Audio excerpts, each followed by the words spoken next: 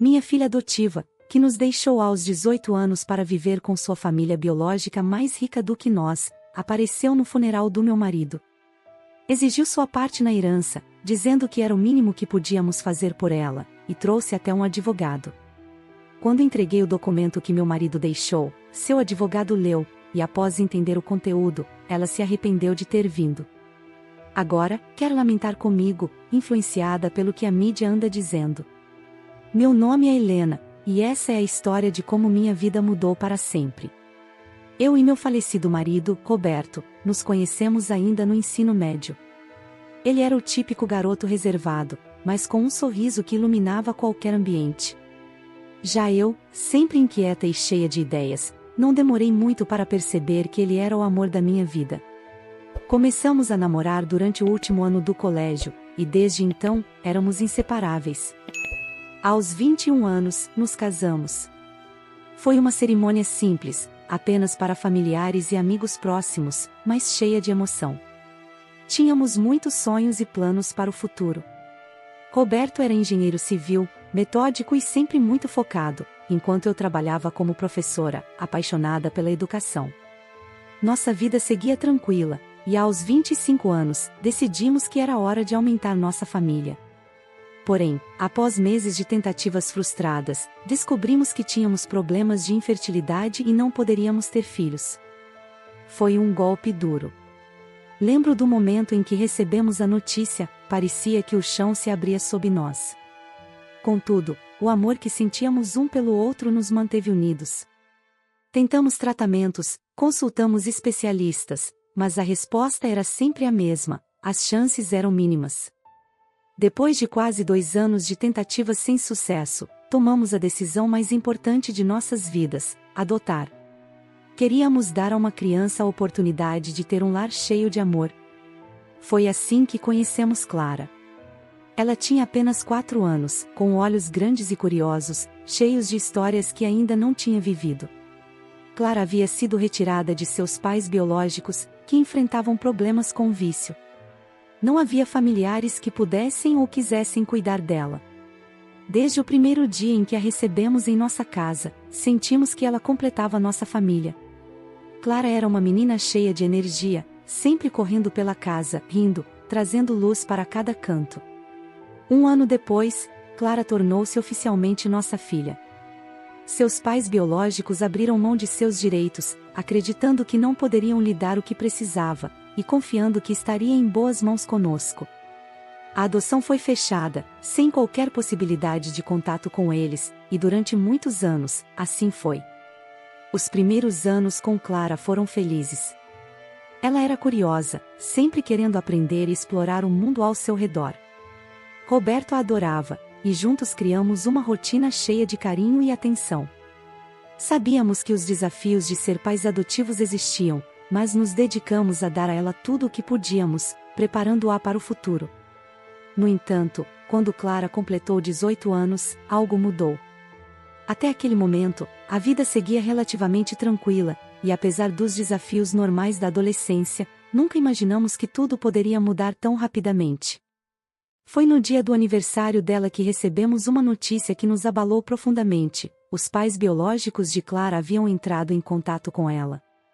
Eu e Roberto nunca pensamos que isso pudesse acontecer, especialmente porque a adoção de Clara era fechada, o que significava que não deveria haver qualquer comunicação entre ela e os pais biológicos. Durante todos aqueles anos, eles respeitaram esse acordo. No entanto, ao completarem 18 anos, muitas crianças adotadas sentem a necessidade de conhecer suas origens, e foi exatamente o que aconteceu com Clara. Os pais biológicos de Clara enviaram um e-mail para ela, dizendo que tinham mudado de vida e que, após muitos anos lutando para se recuperar, estavam finalmente em condições de se reconectar com a filha. Eles confessaram que se arrependeram profundamente de tê-la perdido para o sistema de adoção, mas acreditavam que aquilo tinha sido o melhor para ela na época. Agora, com uma vida estável e financeiramente confortável, queriam uma segunda chance. Eu e Roberto ficamos devastados. Havíamos sido os pais de Clara por 14 anos, e de repente, ela decidiu que queria conhecer e, pior, se aproximar dos pais biológicos. O mais doloroso foi quando descobrimos que Clara estava mantendo esses encontros em segredo. Sem nos dizer nada, ela começou a passar mais tempo com eles e a construir um relacionamento pelas nossas costas. Foi apenas 4 meses depois do aniversário de Clara que ela nos contou a verdade.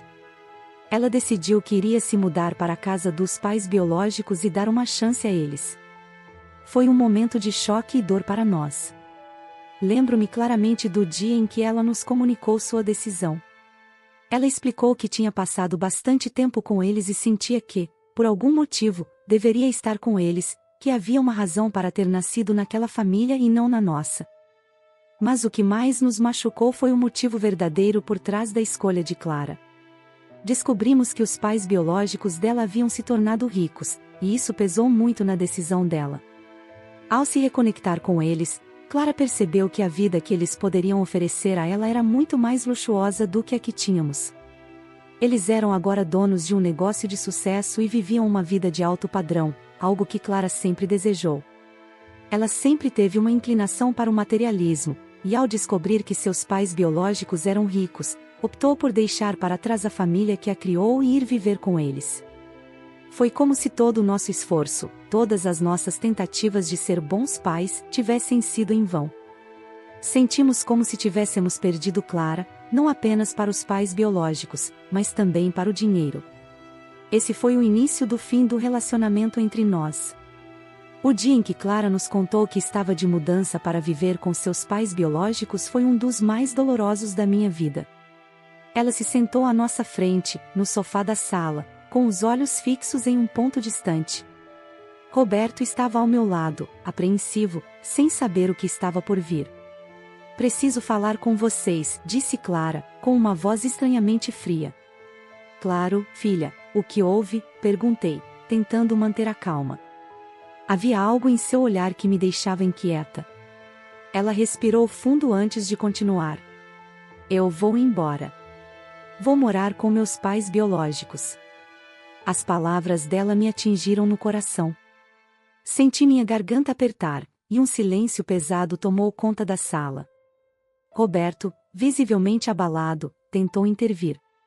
"Clara, o que você está dizendo? Nós somos sua família." Ela o interrompeu. "Eu já tomei minha decisão, pai. Nada do que vocês disserem vai mudar isso." Roberto olhou para mim, buscando respostas que eu não tinha. "Mas por quê? O que aconteceu?" Clara hesitou por um momento, mas logo continuou, sem emoção aparente. "Nos últimos meses, eu não estava saindo com amigos como disse. Estava encontrando meus pais biológicos. Eles me levaram para conhecer a vida que tenho agora, uma vida que eu sempre quis. Festas, viagens, luxo. Eles podem me dar coisas que vocês nunca poderiam." "Então é isso?", perguntei, sentindo dor e incredulidade. "Você está nos trocando por dinheiro?" Ela não respondeu imediatamente. O silêncio foi a pior resposta que eu poderia receber. "Eu preciso de espaço", ela disse finalmente, desviando o olhar. "Preciso me reconectar com a minha verdadeira família." A palavra verdadeira reverberou pela sala como um golpe cruel. Roberto se levantou, os olhos marejados. "Nós sempre fomos sua verdadeira família, Clara. Te criamos com amor, te demos tudo o que pudemos, e agora você vai embora por isso?" "Eu já decidi", ela repetiu de forma fria. "Eles podem me dar o que vocês nunca conseguiram." Nos dias que seguiram, nossa casa se tornou um lugar vazio. Clara estava ali fisicamente, mas sua presença já não era a mesma. Sabíamos que, em breve, ela arrumaria suas coisas e partiria. Quando o dia chegou, eu e Roberto estávamos na porta, observando enquanto nossa filha, a menina que havíamos criado com tanto amor, fechava as malas.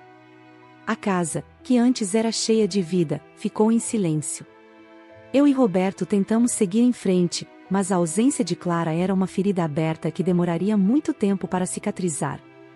Foi como se tivéssemos perdido nossa filha para sempre, não para outra família, mas para o desejo de uma vida mais luxuosa e materialista. E assim, Clara se despediu de nós, sem olhar para trás, deixando para trás uma história de amor, sacrifício e dedicação que, infelizmente, não foi suficiente para mantê-la ao nosso lado. Os anos que se seguiram à partida de Clara foram os mais difíceis das nossas vidas. Quando ela foi embora, levou consigo não apenas as memórias de todos os momentos que passamos juntos, mas também a alegria que preenchia nossa casa. O silêncio era opressor. Não ouvíamos mais o som das risadas dela, as conversas no jantar, nem suas pequenas birras adolescentes. Tudo isso tinha sumido, e o vazio que ficou era esmagador. Roberto e eu tentamos continuar nossas vidas, mas a ausência de Clara nos afetou profundamente. Era como se a cada dia nos lembrássemos de uma nova ferida. O quarto dela permanecia intocado, como se, de alguma forma, quiséssemos acreditar que ela voltaria. Mas sabíamos que isso não aconteceria. Ela estava com seus pais biológicos agora, aproveitando a vida que sempre desejou e que nós nunca poderíamos lhe dar. Com o tempo, Roberto começou a se fechar cada vez mais. Ele sempre foi um homem forte, mas Clara era o ponto fraco dele, sua menina. Ver a decepção nos olhos dele era devastador. Embora tentássemos nos apoiar mutuamente, a dor e o ressentimento nos afastavam, e nossa relação começou a se desgastar. O amor ainda estava ali, mas havia uma sombra entre nós, uma sombra criada pelo abandono de Clara. Ela tinha escolhido outra vida, e não havia mais espaço para nós. Os anos se passaram sem que tivéssemos qualquer notícia dela. Tentamos segui-la pelas redes sociais, através de amigos em comum, mas tudo o que descobríamos só aumentava nossa tristeza. Clara estava aproveitando a vida de luxo com seus pais biológicos, vivendo a vida que sempre desejou. Isso nos machucava ainda mais, pois confirmava que nossa dedicação, nosso amor, simplesmente não foram suficientes. Foi nesse momento de vulnerabilidade que a vida nos golpeou novamente. Roberto começou a sentir-se mal, algo que inicialmente atribuíamos ao estresse emocional de tudo o que passamos com Clara. Mas, após várias consultas e exames, recebemos a notícia que nos devastou ainda mais: Roberto tinha câncer no fígado. O diagnóstico foi um novo golpe em nossas já fragilizadas vidas. Tentamos lidar com a doença da melhor forma possível, mas a verdade era que estávamos exaustos, emocional e fisicamente. As sessões de tratamento foram intensas, e embora Roberto tenha lutado com todas as suas forças, a doença parecia implacável. Durante todo esse tempo, Clara nunca nos procurou. Nem um telefonema, uma mensagem, nada. Eu sabia que alguns dos antigos amigos dela sabiam da nossa situação, então era impossível que ela não soubesse. Isso só aprofundava a nossa dor. Era como se tivéssemos sido completamente apagados da vida dela, como se os anos que passamos juntos não tivessem significado nada. Enquanto cuidava de Roberto, não pude deixar de pensar em como tudo teria sido diferente se Clara estivesse ao nosso lado. Ela poderia ter trazido algum conforto, uma pequena chama de esperança durante aqueles tempos sombrios. Mas ela escolheu não estar presente, e o silêncio dela ecoava tanto quanto o da nossa casa. Os tratamentos de Roberto começaram a perder efeito, e com o passar do tempo, sua saúde foi piorando. Saber que estávamos perdendo a batalha era devastador. Cada dia que passava, eu me perguntava como seria viver sem ele. Roberto era o amor da minha vida, meu companheiro de todas as horas, e agora, além de termos perdido nossa filha, eu estava prestes a perder o homem com quem construí toda a minha história. O câncer consumia Roberto lentamente, e eu, impotente, só podia assistir a nossa vida desmoronar. O dia do funeral de Roberto foi um dos mais difíceis da minha vida. Após anos de luta contra o câncer, ele finalmente descansou, mas isso não tornou a despedida mais fácil. Ver o caixão fechado, cercado por flores e amigos que vieram prestar suas últimas homenagens, era um lembrete doloroso de que meu companheiro de vida não estaria mais ao meu lado. E o que tornou tudo ainda mais insuportável foi a presença inesperada de Clara. Depois de 8 anos de completo silêncio, Clara apareceu no funeral. Ela chegou sem aviso, acompanhada de um advogado, o que logo me deu uma ideia de suas intenções. Não veio para prestar suas últimas homenagens ao pai que a criou com tanto amor. Não veio para oferecer conforto em um momento de dor. Ela estava ali por um único motivo: discutir a herança. Eu não conseguia acreditar. Aquela jovem que estava de luto, vestida de preto, não era a filha que um dia criamos. Quando ela se aproximou de mim para expressar suas condolências, eu soube que algo estava prestes a acontecer. A forma como ela se comportava, a presença do advogado ao seu lado, tudo indicava que ela tinha outros motivos para estar ali. Depois de algumas palavras frias e formais, Clara foi direto ao ponto. Ela queria saber sobre a herança. Mesmo no meio do funeral, ela não teve a decência de esperar o momento certo para discutir isso. Começou a insinuar que tinha direito à parte dos bens de Roberto, e que eu, como viúva, deveria ser justa e incluí-la no que ele deixou para trás. Eu tentei manter a calma, mas por dentro estava devastada. Não só pela perda de Roberto, mas pela atitude de Clara, que demonstrava não ter qualquer respeito ou consideração. Eu sabia que aquela cena iria acontecer, pois Roberto havia antecipado essa possibilidade e, antes de falecer, deixou um documento para Clara, com instruções claras sobre seus últimos desejos. Com as mãos trêmulas, eu tirei o documento que Roberto tinha escrito do meu bolso e o entreguei ao advogado dela. O conteúdo do documento era simples e direto. Roberto havia deixado tudo para mim. Ele especificou que qualquer pessoa que não estivesse presente em sua vida nos últimos anos, especialmente nos anos de sua doença, não teria direito a nada. Ele reforçou que Clara, ao nos abandonar para viver com os pais biológicos, havia rompido o vínculo que tinham, e por isso ele não lhe devia nada. O advogado leu o documento em silêncio, cochichou nos ouvidos de Clara e entregou a ela o documento. E pude ver a expressão de Clara mudar. Assim que Clara leu o documento de Roberto, a máscara que ela usava no funeral caiu por completo. A notícia de que ela não receberia nada abalou todas as suas expectativas, e sua reação foi imediata. Em questão de segundos, a expressão de condolência e tristeza que ela mantinha para os outros presentes se transformou em desespero. Ela começou a chorar descontroladamente, soluçando alto, como se estivesse vivendo o maior luto de sua vida. Mas eu sabia, e todos ali podiam ver, que não era tristeza pelo pai que ela havia perdido. Era o choro amargo de quem tinha acabado de ver seus planos de herdar uma fortuna desmoronarem. Aquilo não era arrependimento verdadeiro, era uma encenação desesperada. Clara se aproximou de mim, seus olhos cheios de lágrimas, pedindo perdão de forma quase teatral. Eu sinto muito. Eu sei que cometi muitos erros, mas por favor, me perdoe. Repetia ela, enquanto tentava me abraçar. Ela dizia que queria consertar tudo, que queria estar ao meu lado nesse momento de dor, mas a verdade era que ela só estava ali para garantir sua parte no que Roberto havia deixado. Eu estava em choque, paralisada pela mistura de tristeza, raiva e descrença diante da cena que Clara estava protagonizando. Como ela ousava tentar transformar aquele momento, o funeral do homem que a criou com amor e dedicação, em uma oportunidade para se redimir? Mas a redenção dela não era pelo amor de família, era pela perda do dinheiro. Por um instante, olhei nos olhos de Clara e não vi a menina que criei. Vi uma mulher que fez escolhas e que, agora, estava colhendo as consequências. Ela queria que eu a perdoasse, que esquecesse os anos de abandono e de indiferença, como se tudo pudesse ser resolvido com um pedido de desculpas vazio. Eu não consegui. Não, eu disse, firme. Não vou perdoar você. Você nos abandonou. Escolheu outra vida, e essa foi a sua decisão.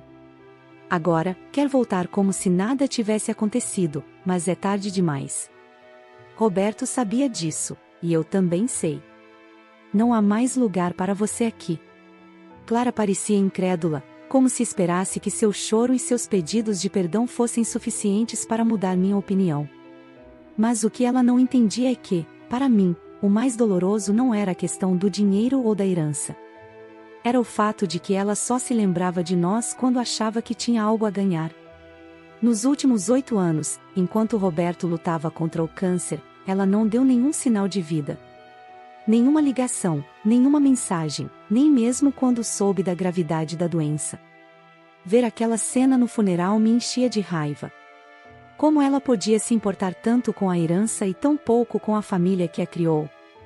Clara continuava a insistir, chorando e tentando me convencer de que havia mudado.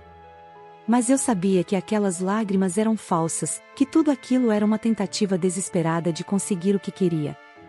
Você não é mais parte dessa família, eu disse, com a voz tremendo. Você fez sua escolha quando foi embora. Agora, viva com ela. Clara ficou imóvel por um momento, absorvendo minhas palavras, antes de explodir em mais lágrimas. Ela se virou para o advogado, que também estava visivelmente desconfortável, e implorou para que ele fizesse algo. Mas não havia nada que pudesse ser feito. O documento de Roberto era claro, e sua vontade já estava registrada legalmente. Com orgulho ferido e sem conseguir o que queria, Clara saiu do funeral, ainda soluçando, como se tivesse sido injustiçada.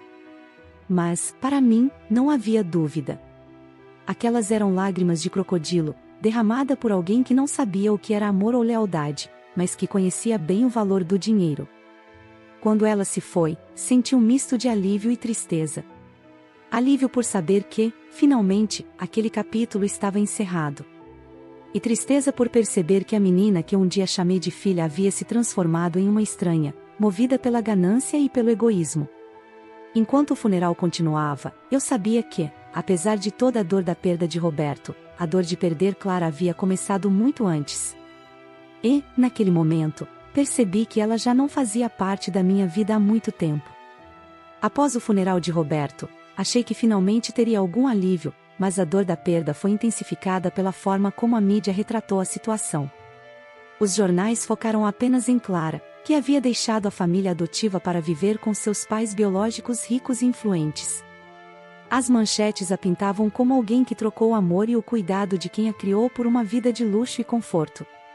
Essa narrativa cruel transformou nossa dor em um espetáculo público, tornando ainda mais difícil lidar com os acontecimentos. Clara, sempre manipuladora, tentou usar a cobertura da mídia a seu favor. Começou a me enviar mensagens, se fazendo de vítima, dizendo que estava sofrendo, alegando que os jornais haviam distorcido sua história e que ela não era a vilã que todos imaginavam. Insistia que queria consertar as coisas, mas suas palavras pareciam vazias, principalmente considerando suas ações. Em vez de reconhecer que a ganância e a busca pela herança haviam motivado suas escolhas, ela se colocava como vítima, culpando os outros e a forma como havia sido retratada. Cada nova mensagem só reforçava minha convicção de que seu arrependimento era superficial e que a Clara de antes já não existia mais. Depois de bloquear seus contatos, pensei que finalmente teria paz. No entanto, poucos dias depois, Clara apareceu inesperadamente na minha porta. Ao ouvir a campainha, olhei pela janela e a vi parada, como se nada tivesse mudado. Fiquei sem reação, incrédula de que, após tantas tentativas fracassadas de se reaproximar, ela tivesse vindo pessoalmente. Minha primeira reação foi não abrir a porta. Eu estava exausta, emocionalmente desgastada. Mas Clara continuou insistindo, batendo e chamando meu nome. Contra meus instintos, algo dentro de mim hesitou, e, relutante, abri a porta. Clara estava visivelmente abalada, os olhos inchados de tanto chorar. Ela ficou em silêncio por alguns instantes, esperando que eu dissesse algo, mas eu permaneci quieta, apenas aguardando. Finalmente, ela quebrou o silêncio. Mãe, por favor, me escuta. Eu sei que errei, que fiz coisas horríveis. Eu só preciso de uma chance para me explicar, só quero que você me ouça, disse ela, com a voz trêmula. Tentei manter a calma, mas tudo o que eu queria era que ela fosse embora. Por que você está aqui, Clara? O que você quer de mim? Perguntei, tentando não deixar a frustração transparecer. Já disse tudo o que tinha para dizer. Clara respirou fundo e começou a falar. Contou que a vida com seus pais biológicos havia desmoronado, que nos últimos anos estava sozinha, tentando sobreviver. Pediu perdão, dizendo que queria reconstruir nossa relação. Mas, enquanto ela falava, eu sentia apenas cansaço. Cansaço de lidar com mais mentiras e desilusões. Foi nesse momento que decidi interrompê-la. Clara, já sei a verdade. Um amigo da família que trabalha na Receita Federal me contou tudo. Seus pais não têm mais um centavo. Eles declararam falência porque o governo bloqueou todos os bens deles por sonegação de impostos. O rosto de Clara ficou pálido, e ela tentou balbuciar uma resposta, mas eu continuei. Agora faz sentido porque você está tão desesperada pela herança. Não é arrependimento, não é remorso. É dinheiro, Clara. Sempre foi. Ela abaixou a cabeça, visivelmente abalada, mas eu não estava disposta a voltar atrás. Você acha que, depois de tudo o que fez, basta aparecer aqui e pedir desculpas? Eu perdi o homem que amava, e você só pensa no que pode ganhar com a morte dele. Clara começou a chorar, tentando justificar suas ações. Ela respirou fundo e começou a explicar. Você tem razão, nós perdemos tudo. Meus pais, estamos sem dinheiro, sem nada. Eles declararam falência porque o governo bloqueou todos os bens deles por sonegação de impostos. Mas isso me fez perceber que dinheiro não é tudo na vida. Eu vejo isso agora. Eu só quero consertar as coisas. Olhei para Clara, sentindo uma mistura de tristeza e raiva. Você realmente espera que eu acredite nisso? Perguntei, minha voz firme.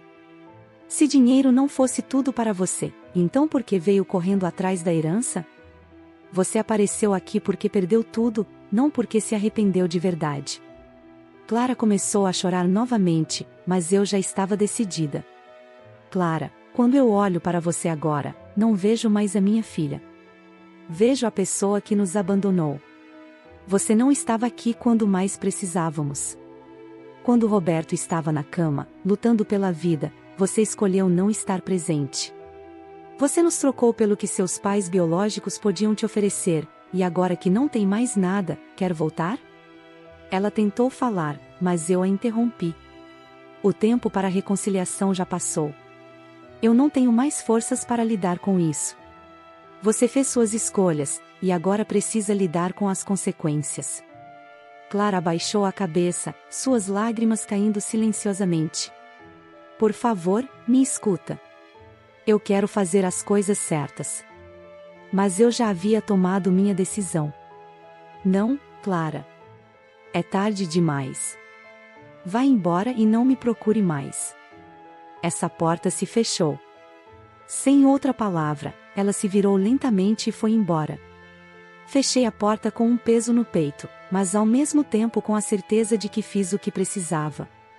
Clara tinha dado suas costas para nós quando mais precisávamos, e agora, eu precisava seguir em frente, sem ela. Com o passar dos meses, aceitei que minha vida havia mudado para sempre. A dor pela perda de Roberto ainda estava presente, mas comecei a entender que a vida continuava, mesmo sem ele e sem Clara. O trabalho tornou-se minha âncora. Voltei ao projeto que compartilhava com Roberto, e aos poucos, recuperei meu ritmo e propósito. O apoio de amigos e familiares foi essencial, especialmente dos meus sobrinhos, que preencheram o vazio deixado por Clara. Eles me deram um senso de família que me confortou. Comecei também a cuidar de mim novamente. Caminhadas, leitura, e cozinhar nossas receitas favoritas. Pequenos gestos me ajudaram a reencontrar o controle da minha vida. Clara tornou-se uma lembrança distante, e embora o perdão ainda estivesse longe, deixei de alimentar a mágoa. A casa, antes cheia de dor, passou a trazer paz, e as memórias de Roberto me confortaram. Agora, valorizo os pequenos momentos de alegria e aprendi a viver com as feridas sem deixar que definam meu futuro. Continuo um dia de cada vez, sabendo que, de alguma forma, eu sobrevivi ao pior e posso seguir em frente. A atitude de Clara foi dolorosamente egoísta. Já a da protagonista, embora possa parecer dura para alguns, é totalmente compreensível. Ela foi profundamente magoada quando Clara a abandonou nos momentos mais difíceis, como durante a doença de Roberto. Diante dessa traição, a protagonista escolhe proteger sua paz e seguir em frente, uma decisão difícil, mas necessária para que ela possa se curar e continuar vivendo. Mas e você? O que você teria feito nessa situação? Deixe sua opinião nos comentários. Obrigado por se juntar a nós hoje no Recanto das Histórias.